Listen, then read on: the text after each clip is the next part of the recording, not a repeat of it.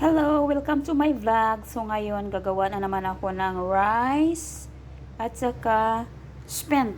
So ito yung spent leaves. So pipinuhin ko muna to siya guys. I-chop ko muna. Then itong bigas gigilingin ko muna siya guys. Then saka ko yan siya ihalo. Then gawin ko na siyang bilog-bilog. Parang bola-bola style.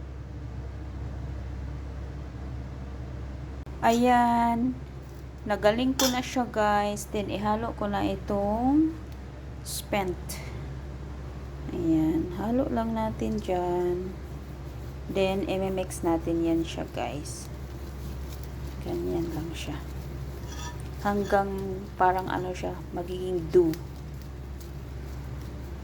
Ready na para gawing rice bola-bola. So ito na yun siya guys. Rice as saka spent, sanabar, and giniling. So this is it. So mag-umpisa na tayo guys.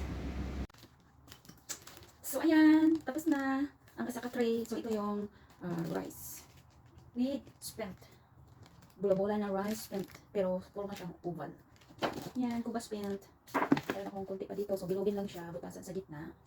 Then nalagyan natin siya ng pine nuts at saka giniling sa loob. So, ito ang aking giniling. Ayan. Ayan na siya. Then, isirado natin siya dito. Kailangan natin ng tubig. Saka natin siya isirado. Then, ganyan lang siya. Ayan. Para pag na-prito ito siya, hindi lalabas yung giniling.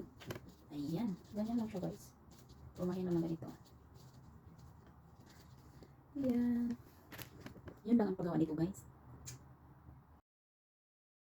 So, ayan, natapos ko na rin itong kuba spent o rice spent na may palaman na giniling. So, ayan. So, palamagin ko muna ito. Then, ilagay ko muna sa freezer. Then, kinabukasan, pwede na siya i-prito na parang bula-bula.